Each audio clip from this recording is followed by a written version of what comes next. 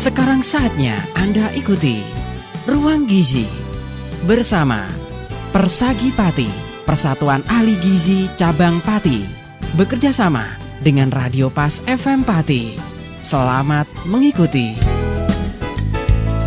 Oke Mitra Pas, Assalamualaikum warahmatullahi wabarakatuh. Makin pas, makin pasti, Pas FM pasti. Selamat sore, apa kabar? Arif Vanili kembali hadir untuk Anda. Inilah program spesial namanya Ruang Gizi, hasil kerjasama Radio Pas FM Pati dengan DPC Persagi Pati, Persatuan Ahli Gizi Cabang Pati, Mitra Pas ya. Dan tentunya setiap acara ini hadir, Anda kami undang, Anda bisa berdialog, ikut berdiskusi bersama narasumber. Anda bisa telepon di 0295385877 dan WhatsApp di 085277999101. Sementara untuk fanpage, karena kami juga live menggunakan audio visual, ada podcast kami di fanpage Radio Pas FM Pati 2. Kebetulan topik kita sore kali ini cukup menarik ya. Anda bisa mengetahui nanti tentang mitos versus realita pada ibu hamil. Karena memang terkadang, pangapunten, kita ini kan ada di Indonesia, Pati, Jawa Tengah. Biasanya macam-macam, tidak boleh makan inilah. Kemudian juga kalau kemana-mana, bawa gunting, kayak gitu-gitulah Mitra Pas ya, dan lain sebagainya. Kemudian kalau makan tempe nanti keluarnya kalau itu sudah ini Mitra Pas ya, sudah lahiran ya. Pokoknya macam-macam mitosnya ya. Nanti silakan kalau Anda kepengen memberitahu saya bisa bergabung melalui WhatsApp. Mitosnya ini Mas Ari, boleh ya. Nah, kebetulan sore kali ini sudah hadir di Studio 1 Radio Pas FM Pati narasumber kita untuk memberikan pencerahan. Ada Ibu Fitriyanti Novi Puji ahli media gizi dari Puskesmas Gabus 2. Assalamualaikum warahmatullahi wabarakatuh Ibu. Waalaikumsalam warahmatullahi wabarakatuh. Apa kabar Ibu Novi sore kali ini? Alhamdulillah baik Mas Ari. Oke. Hadir juga bersama saya Ibu Sinarti Sarjana Gizi, beliau ahli gizi dari Puskesmas Tambak Romo. Assalamualaikum warahmatullahi wabarakatuh Ibu Sinarti. Waalaikumsalam warahmatullahi wabarakatuh. Apa kabar sore kali ini Bu? Alhamdulillah sehat. Baik, ini topik kita cukup menarik ya, tentang mitos versus realita pada ibu hamil. Karena memang terkadang kalau kita sudah berbicara tentang mitos, ya pangapunten, ini kaitannya dengan di mana tempat kita bertugas. Ini terkadang kan macam-macam mitosnya Bu ya. Iya. Keyakinan masyarakat setempat itu macam-macam, dan terkadang kita malah yang dikuliahi, benar ya Bu ya? Iya. Dulu zaman saya begini ya, nyatanya aman gitu ya. Pokoknya ada satu tantangan Mitra Pas ya. Untuk itulah kita bahas tentang mitos versus realita pada ibu hamil. Nah, biasanya malah ada ibu-ibu ketika hamil disuruh minum minyak kelentik kayak gitu, katanya nanti biar brojolinya cepet kayak gitu. Itu rutin pokoknya ya, sebelum sebelum melahirkan kurang berapa hari, pokoknya kan kita punya ini ya, tradisi kelentikan dewe itu loh Bu ya. Iya. Kalau bahasa medisnya CPO ya Bu ya. Yang keletikan dewe ya, biar elastis kayak gitu, biar cepat brojoli kayak gitu ya. Dan macam-macam lah nanti kan kita bahas ya Mitra Pas. Sekali lagi topik kita mitos versus realita pada ibu hamil. Meskipun sekarang juga ada beberapa hal yang berkaitan tentang hal ini ketika sudah sampai ke rumah sakit. Ini gawan-gawan itu di stop di depan, nggak bisa masuk nih. Ya. Nah, saya pernah debat dengan beberapa orang sepuh, pokoknya Mas kasih ini dimasukin aja. Nah, tantangannya ini pengalamannya Mas. Ya, bagaimana cara memasukkan, ketemu orang-orang medis yang beda beda tradisi, beda fundamental, ini cara berpikirnya ini yang repot. Nah, mohon pencerahannya Bu. Mitos versus realita pada ibu hamil. Mohon pencerahannya Bu. Ini bagaimana sehingga nanti masyarakat kita nggak bawa minuman yang macam-macam lah ketika mau mbabarke ini. Bapak-bapak biasanya yang menjadi ketiban sampur ini. Yeah. Mohon pencerahannya Bu, silakan Bu, monggo.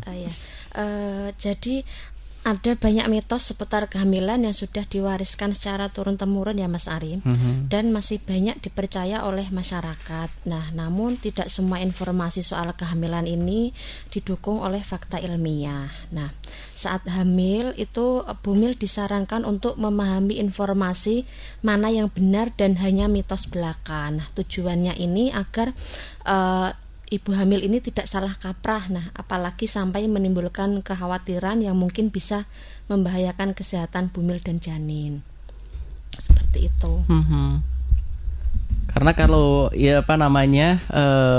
sangat membahayakan. Ada beberapa minuman-minuman yang malah bertolak belakang ya Bu ya, dengan tradisi ilmu pengetahuan di fasilitas kesehatan dan tenaga medis tentunya.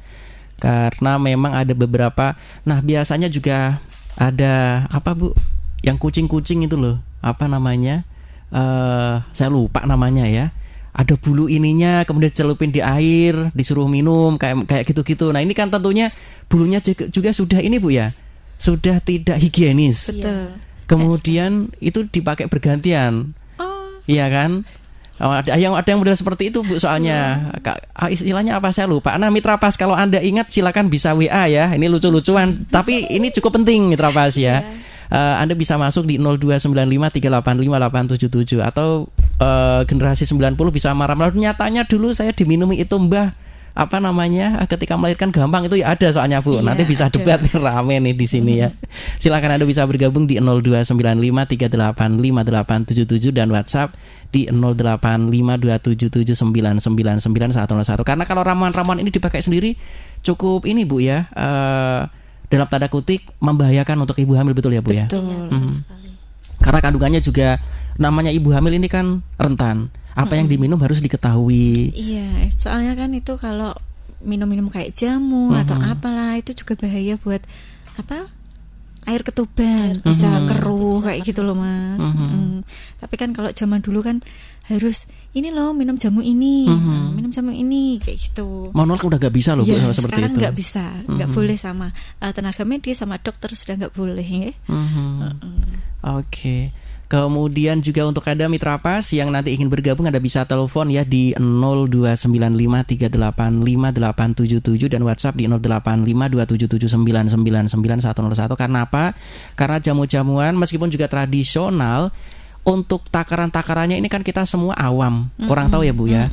Terkadang ada beberapa kasus ibu-ibu ini tidak boleh memakan asam-asam yang terlalu tinggi. Kemudian kalau rata-rata jamu kan asam Bu ya, kalau seperti itu ya. Betul. Kencur, apalagi Bu ya, kayak kunyit asam dan lain sebagainya.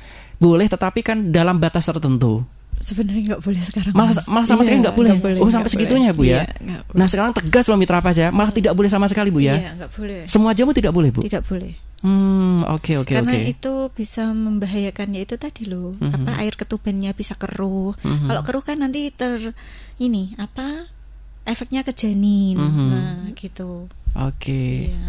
Dan ibu yang hamil apalagi trimester terakhir ya, 3 bulan sebelum melahirkan, fase-fase terakhir, itu kan semuanya yang masuk, yang dimakan itu kan semuanya dihitung ya Bu ya. Gizinya harus seimbang, betul ya Bu ya? Betul. Oke. Dan itu juga ngitungnya ibaratnya kan 2 nyawa ya Bu, karena ada janin yang dikandung itu dihitung 1.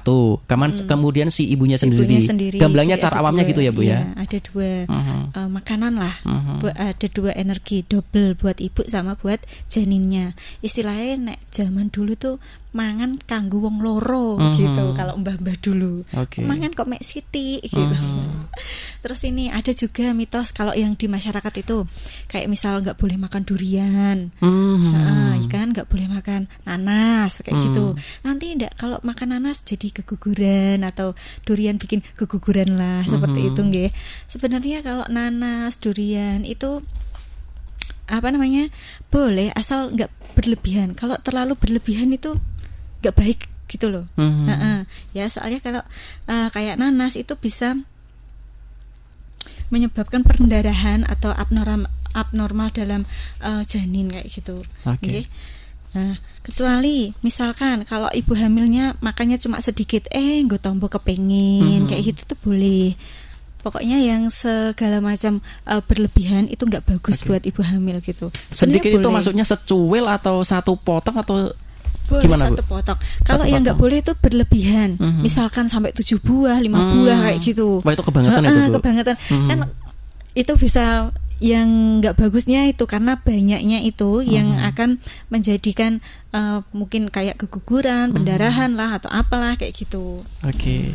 Nanti akan kita bahas secara urut ya Bu ya, biar kita enak ya. Betul. Pokoknya tetap stay tune di 101 FM Radio Pas Pati, saluran informasi warga Pati. Tadi sebagai intermezzo kita spill dikit Mitra Pas supaya Anda lebih penasaran ya. Pokoknya kita membahas tentang mitos versus realita pada ibu hamil. Kami akan segera kembali setelah pariwara yang akan lewat berikut ini. kami akan kembali. Anda masih bersama 101 FM Radio Paspati. Radio Paspati. Anda masih bersama 101 FM Radio Paspati. Radio Paspati. Anda masih mengikuti Ruang Gizi bersama Persagi Pati, Persatuan Ahli Gizi Cabang Pati. Oke, dari 101 FM Radio Paspati, saluran informasi warga Pati masih di program spesial. Inilah Ruang Gizi Mitra Pas hasil kerjasama Radio Pas FM Pati dengan DPC Persagi Pati, Persatuan Ahli Gizi Cabang Pati, yang anggotanya ini tersebar Mitra Pas, ya, ada yang mengabdi di rumah sakit, di klinik, di puskesmas, di dinas kesehatan juga, memberikan informasi tentang kesehatan seputar gizi Mitra Pas, ya, supaya kita ini lebih mengerti dan memahami pentingnya gizi. Makanya setiap minggu topiknya berbeda-beda Mitra Pas, ya. Kebetulan sore kali ini kita membahas mitos versus realita pada ibu hamil, karena banyak masyarakat di wilayah kita, apalagi kita akan sekali lagi kita hidup di Pati, Jawa Tengah, ya Mitra Pas, karena masih kita ini patuh kepada orang tua. Sementara kepercayaan orang-orang tua zaman dahulu itu macam-macam, Bu, ya. Kalau yang berkaitan tentang ganteng-gantengan, istilahnya apa, Bu? Ada buah yang pokoknya kalau makan ini jadi ganteng, kalau cowok jadi anaknya kulitnya, ya jadi putih, bersih, kayak sinetron-sinetron Korea itu mungkin, ya, opa-opa itu mungkin kalau cowok, dan sebagainya. Nah, ini yang kita bahas Mitra Pas. Mohon urut, Bu, informasinya seputar puskesmas, seputar ini nih, Bu, mitos versus realita pada ibu hamil Mitra Pas. Kebetulan sore kali ini ada Ibu Sinarti, Sarjana Gizi dari Puskesmas Tambak Romo, dan Ibu Fitrianti Novi Puji Antasari, ahli media gizi dari Puskesmas Gabus 2. Mohon pencerahannya, Bu, monggo, Bu, silakan dilanjut kembali. Iya.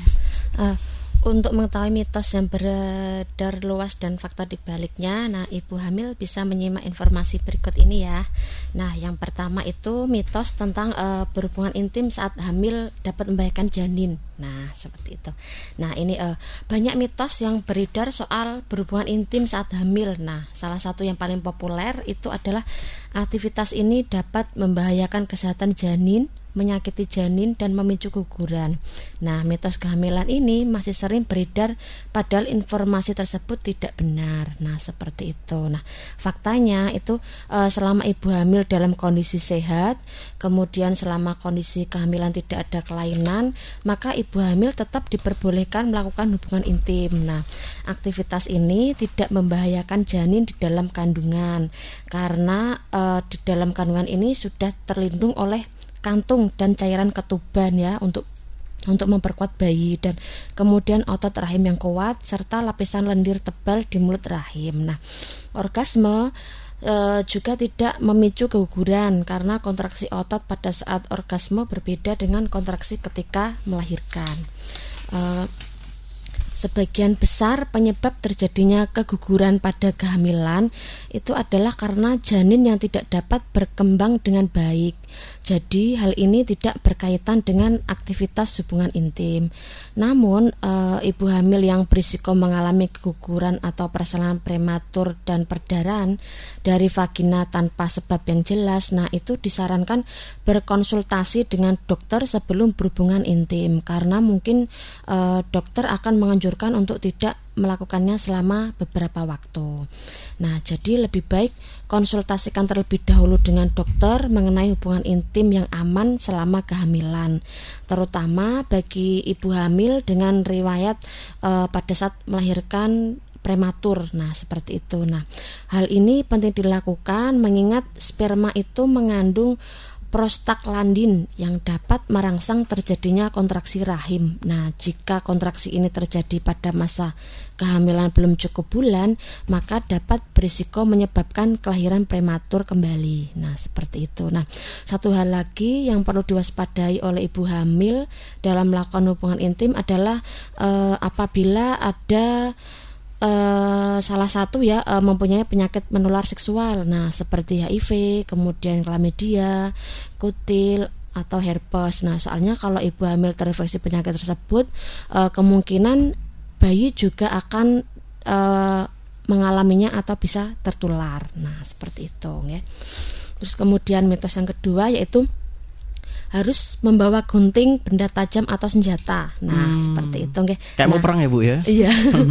Nah, ini anggapan bahwa membawa gunting saat hamil atau benda tajam lainnya itu dipercaya dapat menjauhkan ibu hamil dari gangguan energi negatif atau makhluk halus adalah salah besar ya mitra. Nah, karena hal tersebut hanyalah mitos belaka. Karena sampai dengan detik ini tuh belum ada penelitian bahwa membawa benda-benda tajam kemanapun ketika sedang hamil itu bisa istilahnya menghilangkan aura-aura negatif. Itu belum ada penelitian seperti itu. Sawanan dan macam-macam biasanya Bu ya. Oke, biar nanti biar nggak sawanan. Iya. Di tas biasanya itu macam-macam, kayak mau buka salon aja biasanya Mitra Pas ya. Iya. Oke. Nah, terus kemudian lanjut mitos selanjutnya yaitu minum air kelapa agar bayi putih dan bersih. Nah, ini masih banyak nih Bu. Iya. Nah, ini banyak orang yang mempercayai bahwa ibu hamil harus rajin mengkonsumsi air kelapa agar kulit bayinya putih dan bersih. Nah, meskipun air kelapa ini mengandung banyak manfaat untuk kehamilan, tetapi mitos minum air kelapa agar bayi putih dan bersih itu hanya mitos, nggih. Karena faktanya warna kulit itu tidak ditentukan oleh jenis makanan atau minuman yang dikonsumsi oleh ibu, nggih, melainkan warna kulit itu ditentukan oleh gen dari kedua orang tua. Nah, seperti itu, nggih. Nah, terus mitos selanjutnya adalah ibu hamil tidak boleh duduk di tengah pintu. Nah, itu, nggih. Nah, ini ada sebuah anggapan dalam kepercayaan adat Jawa nggih yang melarang ibu hamil duduk di tengah pintu. Nah, hal ini dianggap akan mempersulit proses persalinan. Nah, anggapan ini hanyalah mitos belaka juga dan belum pernah terbukti secara ilmiah karena faktanya hingga kini belum ada penelitian yang menjelaskan mengenai posisi duduk ibu hamil di tengah pintu dapat mempersulit proses persalinan dari bayinya. Nah, seperti itu. Terus kemudian lanjut ke mitos selanjutnya yaitu dilarang menyusui anak saat hamil. Nah, itu nggih. Nah, ada larangan menyusui anak ketika sedang hamil. Ini yang kasus sundulan ya Bu, berarti ya Bu ya. Istilahnya kalau bahasa kita ya, sundulan. Misalkan anak belum ada 1 tahun tiba-tiba ibunya sudah hamil atau baru usia 6-8 bulan sudah hamil. Sudah isi. Seperti itu. Masih boleh menyusui artinya Bu ya? Masih, masih bisa. Nah, ini ya ada larangan menyusui anak ketika sedang hamil karena dianggap ASI yang diisap anak telah rusak nutrisinya karena harus berbagi dengan sang adik di kandungan ibunya. Nah, ternyata itu adalah mitos belaka, nggih. Karena faktanya ibu hamil tetap dapat menyusui selama kehamilan selama dinyatakan sehat oleh dokter. Nah, seperti itu. Selain itu, kegiatan menyusui dapat dilakukan jika si bayi ini ya, si kecilnya ini masih berusia di bawah 6 bulan. Nah, seperti itu. Kemudian menyusui anak ketika hamil itu tidak dianjurkan apabila ibu hamil ini memiliki riwayat melahirkan yang anaknya pertama itu prematur, nggih. Kemudian pernah mengalami keguguran atau memiliki kelahiran anak kembar. Nah, seperti itu memang tidak dianjurkan bagi ibu hamil untuk menyusui si bayi tersebut. Nah, seperti itu. Kemudian mitos selanjutnya yaitu makan sushi bisa menyebabkan keguguran. Nah, gitu nggih. Nah, sebetulnya tidak hanya sushi sih, seperti sate ya, sate yang dibakarnya itu kurang matang. Nah, seperti itu. Oh, yang yang ada mentah rare atau apa istilahnya mentah-mentahnya itu nggih. Terus kemudian kalau kita ngerebus mie itu biasanya telurnya agak setengah matang atau kuningnya lumer. Nah, itu tidak dianjurkan untuk ibu hamil. Nah, gitu nggih. Karena baik itu jenis ikan maupun daging mentah ataupun kerang yang setengah matang itu dapat membahayakan kesehatan ibu dan bayinya karena dikhawatirkan mengandung parasit atau bakteri yang berbahaya. Kemudian ikan yang mentah yang telah dibekukan juga itu tidak aman selama kehamilan. Pembekuan ini memang dapat menghancurkan parasit yang berpotensi berbahaya tetapi tidak bisa membunuh patogennya. Nah, seperti itu. Nah, jadi tidak hanya itu juga ya Bu ya, ibu hamil juga harus menghindari makanan lain. Nah, seperti makanan ikan hiu atau makarel raja, kemudian ataupun ikan yang mengandung kadar merkuri tinggi. Nah, seperti itu. Jadi sebaliknya, ibu harus mengkonsumsi jenis ikan yang memiliki kandungan merkuri rendah, ya, seperti ikan tenggiri, kemudian lele, kemudian teri, salmon, tuna, dan kembung.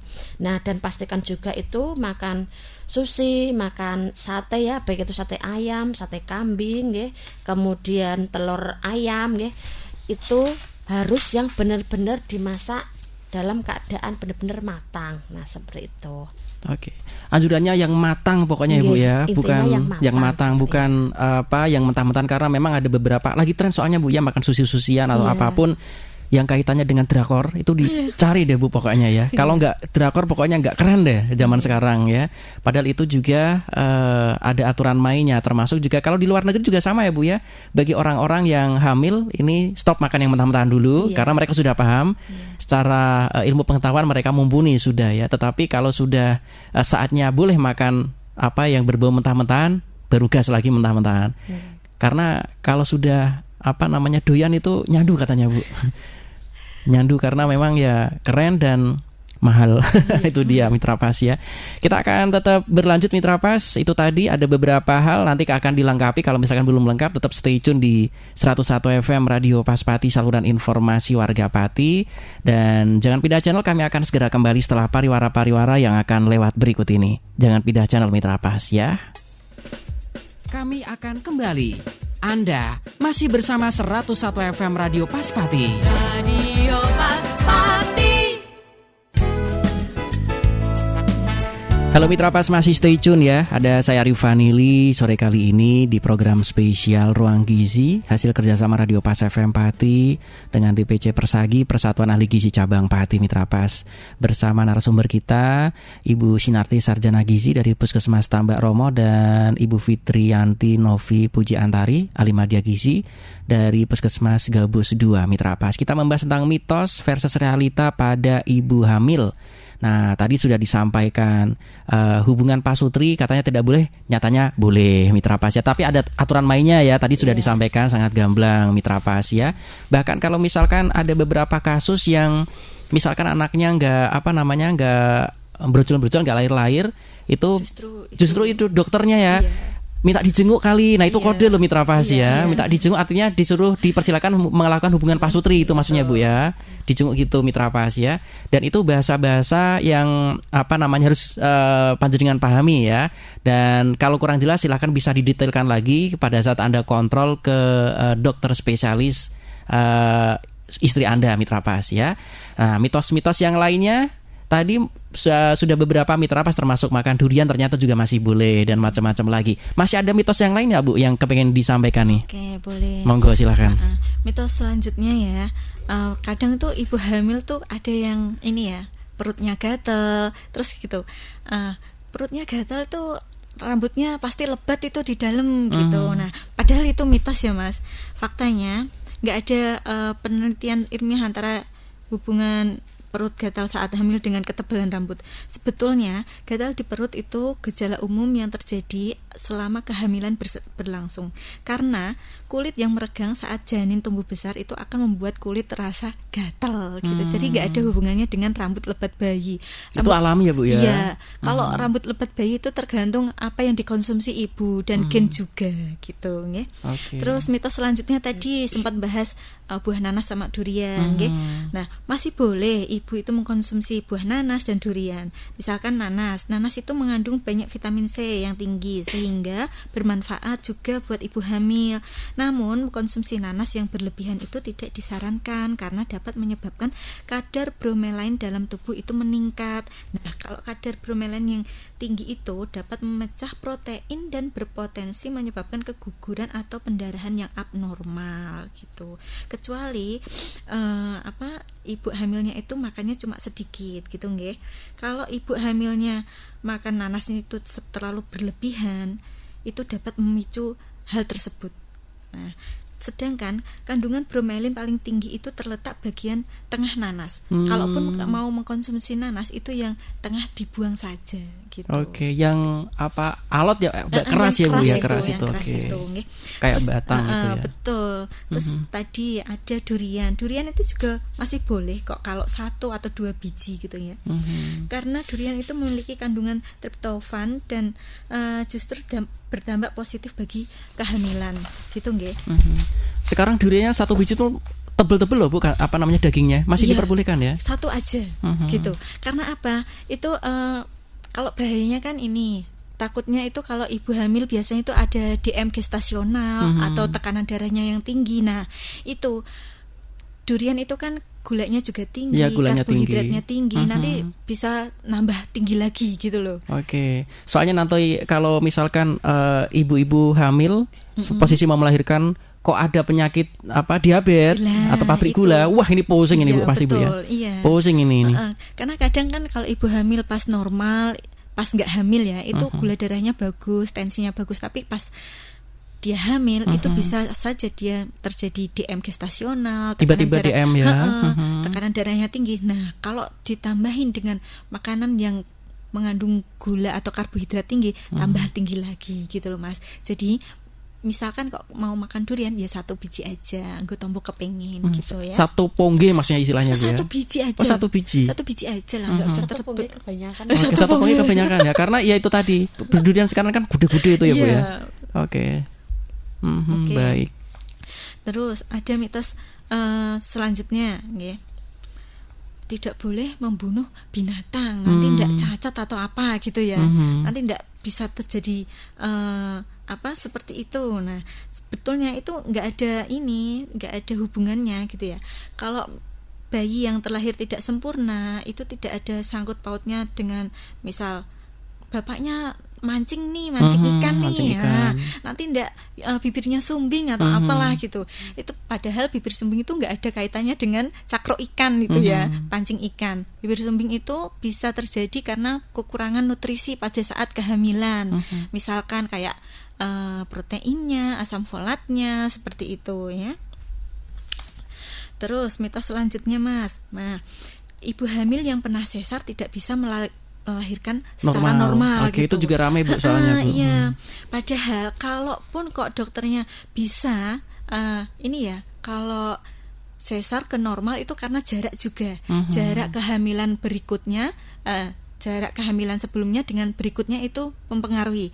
Kalaupun kok pertama kali dia sesar tapi jaraknya mungkin 5 tahun, 8 tahun, kemungkinan bisa normal kalau janinnya itu bisa masuk panggul, bisa enggak terlalu besar, terus bisalah kalau dokternya itu bisa nanti normal. Tapi kan kita biasanya itu gini ya, kalau pertama sesar ya nanti kedua sesar itu ini kan resiko kalau ada jahitan sesarnya itu kan, nah takutnya nanti itu kebuka gitu. Kayak gitu. Makanya disarankan kadang tuh sesar lagi saja. Gitu ya. Terus kemudian ada mitos selanjutnya, tidak boleh keluar malam terus ibu hamil gitu ya. Padahal itu sebenarnya kalau keluar malam terus saat hamil itu ditakutkan angin malam kan nggak bagus, bisa terjadi mual, kembung lah, apalagi perutnya tambah besar gitu. Walaupun di dalam mobil, tapi kan pas keluar itu kan namanya perjalanan pada saat hamil itu tidak kan bisa dihindari ya Bu ya. Betul gitu ya. Okay. Nah, terus kalau kepepet nggak apa-apa ya Bu ya keluar malam. Kepepetnya biasanya tuh kalau keluar malam tuh pas periksa ke dokter spesialis kan, kadang prakteknya sore gitu ya. Antrinya kadang juga sampai malam-malam ya Bu ya. Gitu. Jam 1 pagi kadang belum ini. Nah, terus kalau ngantri lama. Terus lapar, Mas, mampir ke sini. Nah, itu ya.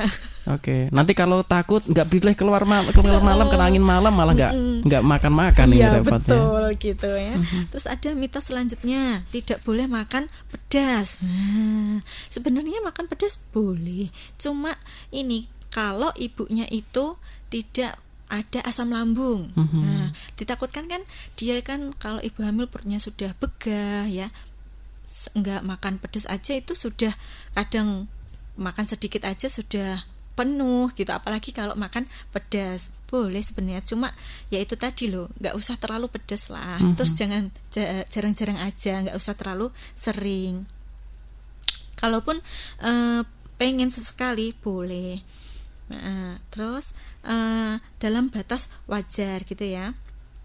Kalau mengkonsumsi makanan pedas itu secara berlebihan itu dapat menyebabkan masalah terkait pencernaan, misalkan tadi asam lambung, diare, kan sudah perutnya besar malah tambah ada itu-itunya, segala macam itu, jadi tambah nggak enak. Itu kenapa ibu hamil ya sebenarnya tidak disarankan juga gitu makan makanan pedas gitu ya.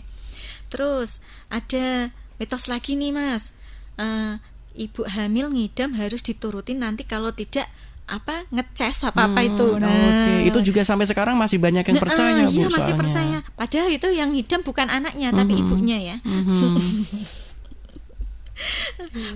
Faktanya kalau anak ngeces atau apa itu kan ada pertumbuhan di gusinya, makanya dia ngeces, bukan karena dia itu pas hamil nggak dituruti gitu loh ya. Kadang itu buat alasan ibu hamil biar bisa dituruti keinginannya pas hamil gitu. Oke, nah mungkin ada apa lagi ya mitos selanjutnya itu? Mas Ari mungkin tahu. Ada beberapa hal yang biasanya dilakukan oleh orang-orang tua dulu itu memang yang paling terkenal itu tadi Bu, kalau misalkan mau bepergian itu tasnya memang diisi gunting-gunting ya itu. Gitu. Ada jarum segala macam, dan kalau tidak itu benar orang tua betul marah itu ya. Iya. Dan memang hal yang berkaitan tentang seperti ini ya itu tadi, karena kita hidup di Pati, Jawa Tengah, Mitra Pas ya. Dan memang sesepuh-sesepuh dulu itu kan masih seperti itu. Tetapi meskipun sekarang sudah tidak relevan, tetapi masih ada masyarakat-masyarakat yang masih melakukan hal seperti itu, Mitra Pas ya. Oke, ini juga ada tips menjalani kehamilan yang sehat, Mas. Ada tipsnya juga. Oke, ada. Oke, kita lihat sejenak Mitra Pas. Ada tipsnya juga loh ternyata ya. Oke, tadi kan sudah dibahas seputar yang berkaitan tentang mitosnya. Nanti kita akan kasih tips untuk Anda, untuk ibu hamil. Kita lihat sejenak. Tetap stay tune di 101 FM Radio Pas Pati, saluran informasi warga Pati. Tipsnya akan segera hadir setelah pariwara-pariwara yang akan lewat berikut ini. Mitra Pas, jangan pindah channel. Kami akan kembali. Anda masih bersama 101 FM Radio Pas Pati. Radio Pas Pati.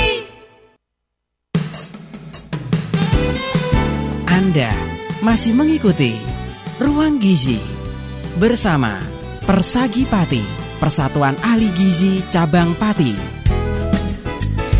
Oke Mitra Pas, topik kita, bahasan kita cukup menarik Mitra Pas ya, seputar mitos versus realita pada ibu hamil.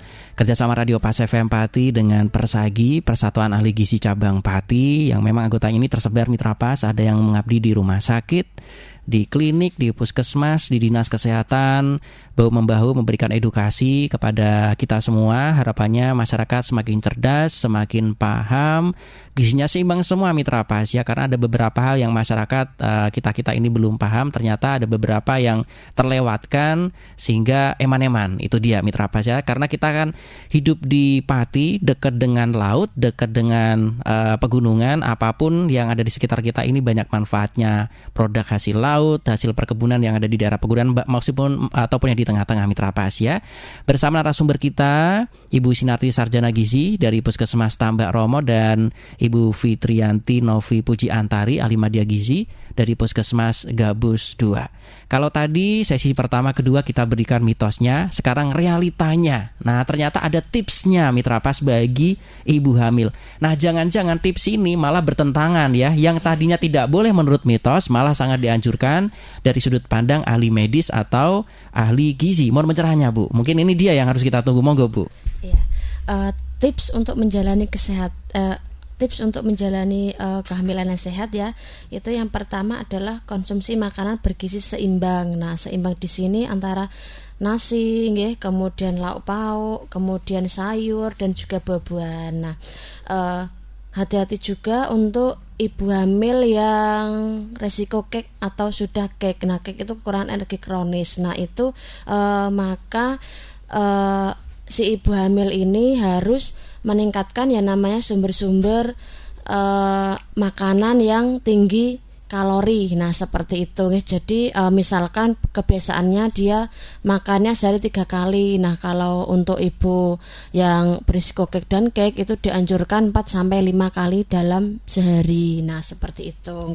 Terus kemudian harus memperbanyak yang namanya protein hewani. Karena apa? Karena protein hewani ini untuk membentuk janin, kemudian untuk perkembangan janin dan juga pertumbuhan janin itu sangat membutuhkan yang namanya protein hewani, agar pas pada saat melahirkan itu dia si bayinya itu dilahirkan dia tingginya tidak termasuk risiko stunting. Nah, stunting masih PR kita semua ya Bu ya? Masih PR kita semua, Mas. Itu dari 10 tahun yang lalu kita kejar-kejar, sekarang masih PR juga ya Bu ya? Sampai sekarang pun masih harus nguplek-nguplek yang namanya stunting. Ya, harapannya masyarakat atau juga generasi-generasi kita bukan generasi yang pangapunten Mitra Pas ya, yang kuntetan nih istilahnya, gampangnya gitu ya. Harus tinggi, harus keker gitu sehingga bisa bersaing dengan bangsa asing. Intinya gitu Mitra Pas ya, sehingga nanti cerdas-cerdas, tinggi-tinggi orangnya. Jadi yang tinggi tidak hanya ABRI dan polisi saja. Masyarakat juga harus gagah-gagah gitu ya Bu ya. Oke, supaya tidak stunting lah Mitra Pas ya. Silakan bisa dilanjut kembali Bu. Pokoknya yang keker tidak boleh hanya punyanya TNI dan Polri ya. Masyarakat juga harus keker, sehat-sehat semua ini. Mohon pencerahannya lagi Bu, monggo Bu. Terus tips yang kedua yaitu rutin periksa kehamilan ke dokter, jadi dimohon untuk ibu-ibu hamil itu periksa baik itu di puskesmas maupun di rumah sakit itu minimal 6 kali. Jadi 1 kali pada trimester pertama, kemudian 2 kali pada trimester kedua, dan 3 kali pada trimester ketiga. Nah, seperti itu. Terus kemudian istirahat cukup dan hindari istirahat cukup dan hindari stres. Nah, karena apa? Karena kalau si ibu hamil ini biasanya kan kebiasaan kalau malam itu ngelilar, misalkan pipis.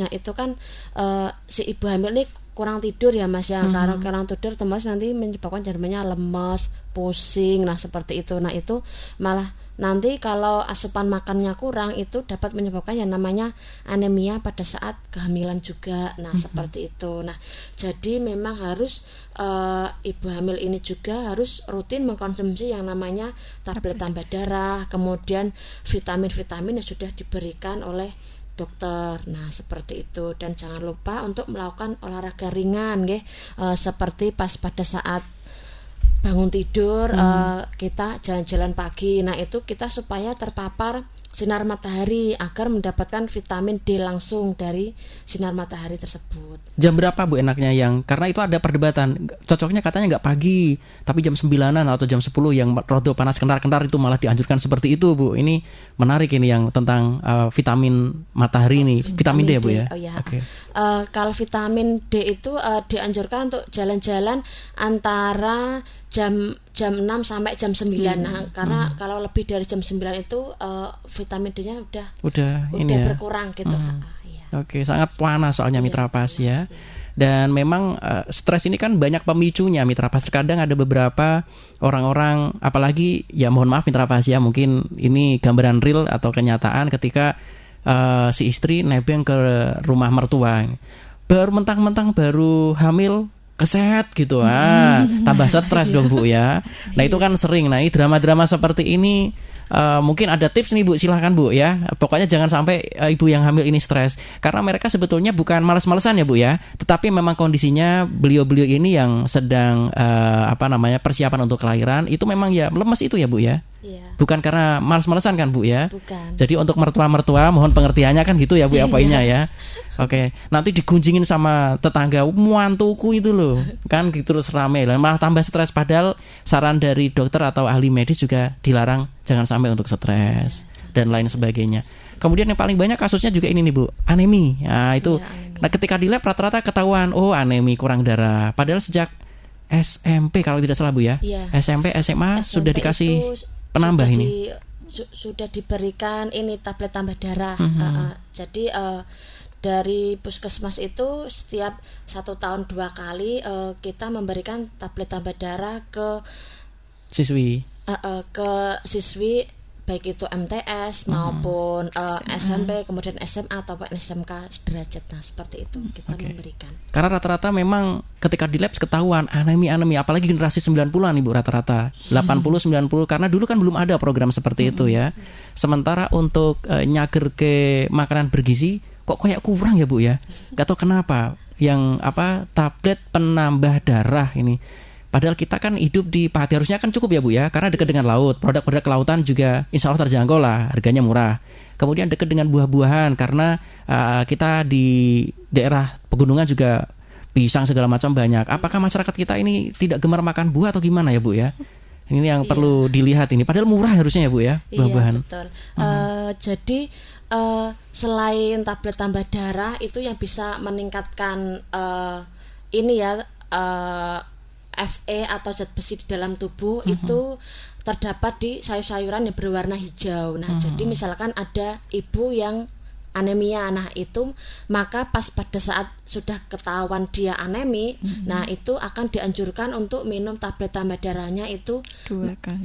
Malam sebelum tidur itu langsung 2 butir. Nah, seperti itu. Itu rutin. Terus kemudian beliaunya ini harus memperbanyak sayuran yang berwarna hijau. Nah, sayuran berwarna hijau ini 4-5 porsi dalam sehari.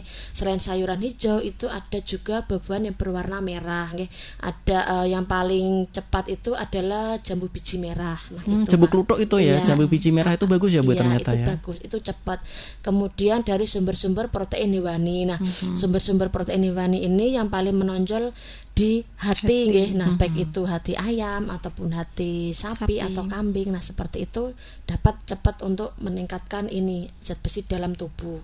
Nah, selain itu juga supaya mudah terserap, ini harus ini juga menghindari teh.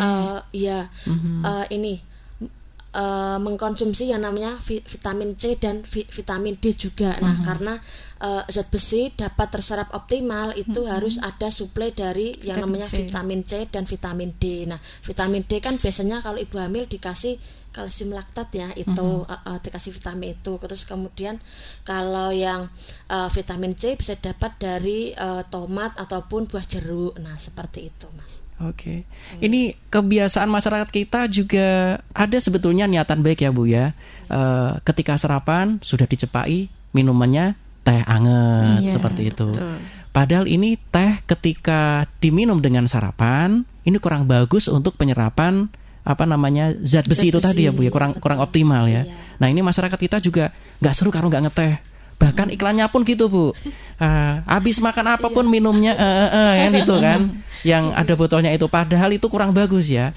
Kalau ingin bisa dibayangkan, kita kan makannya kan mahal Bu ya, daging-dagingnya sekilo 100 lebih kan Bu ya. Yang sekarang yang saya tahu daging sapi maksud saya ya. Kalau ayam nggak, saya kurang update nih. Yang ayam berapa mitra Pak? Silakan bisa bergabung ya. Kalau sapi kan mahal, dagingannya sudah bagus, daging-dagingan, masakannya juga sudah enak lah untuk standar Pati ya. Kemudian intinya itu makanannya sudah bagus ya. Kemudian setelah makan bagus langsung diminumi es teh, itu kurang optimal. Apakah betul seperti itu Bu? Atau teh itu?